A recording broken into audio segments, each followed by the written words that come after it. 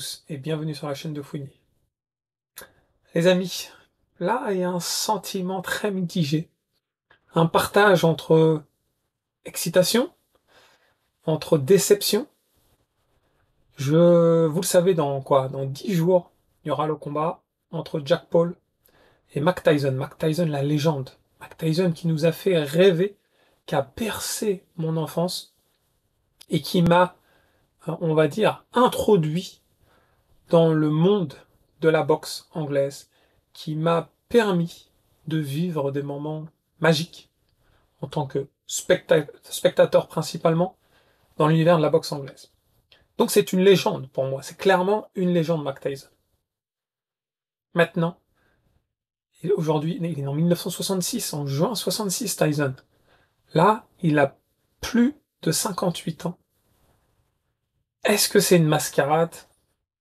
Est-ce que est-ce que le jeu en vaut la chandelle en fait? C'est-à-dire que il y a des boxeurs qui ont été extrêmement intelligents dans leur carrière et qui ont su gérer leur carrière de manière optimale et de partir au meilleur des moments. Mike Tyson, malheureusement, n'en fait pas partie. Evander Holyfield n'en fait clairement pas partie. Mais des boxeurs comme Lennox Lewis, Floyd Mayweather, Rocky Marciano ont su partir au bon moment. Et je dis pas partir forcément invaincu, mais partir avant de rentrer dans une phase où il y a une chute, il y a un ascenseur qui commence à se produire. Mike Tyson, malheureusement, il a poussé le vice trop longtemps. Pourquoi il a poussé le vice? Pourquoi il a poussé le vice? Pour plusieurs raisons. La première, pour une question financière. Il était endetté, il avait une mauvaise gestion de vie, tout simplement. La deuxième, je pense qu'il a été toujours frustré. Hein, le fait qu'il soit allé en prison, le fait qu'il soit champion du monde super jeune. Finalement, à 32, 33 ans, il commençait déjà à se fatiguer, là où les boxeurs sont à leur prime. Il s'entraînait plus du tout de la même façon.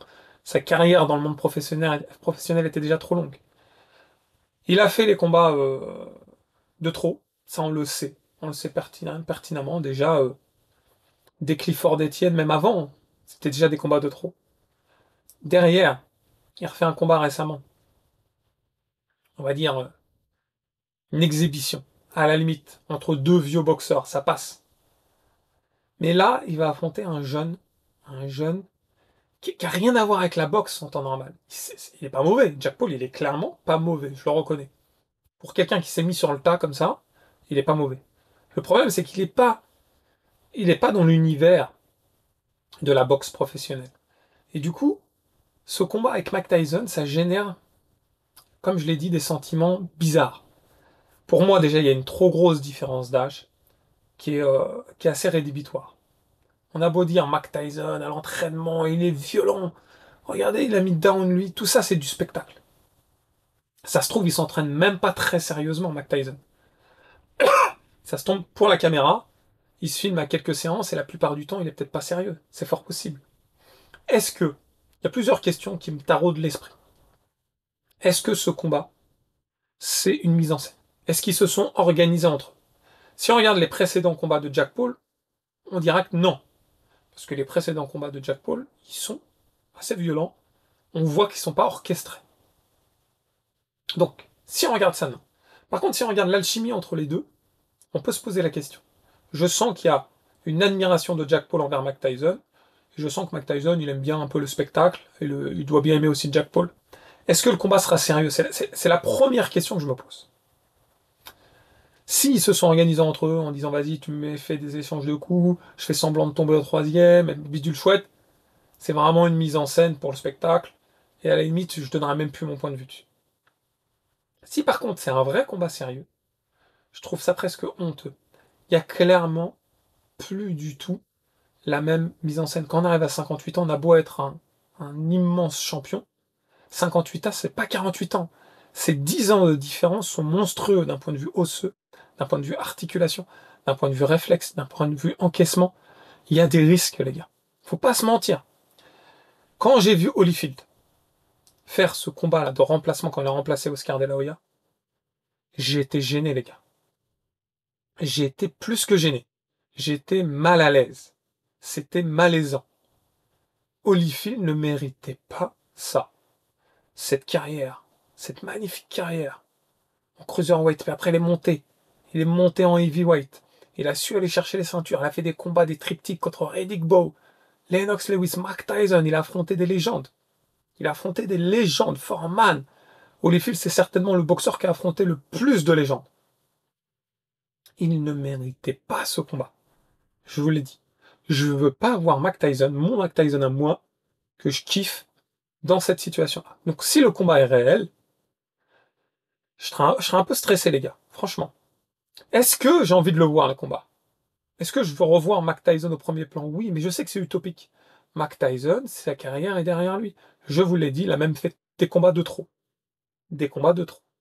Il a eu un parcours professionnel chaotique. Il a été très sérieux à l'entraînement jusqu'en 90, 89. Après, Kevin Rooney est parti. Après, Tyson, il a eu des soucis avec sa femme. Il a eu des soucis physiques, des grosses maladies vénériennes, etc. Il a eu des soucis psychologiques. Il a été en prison. Après, ça y est, c'était plus le même Mike Tyson.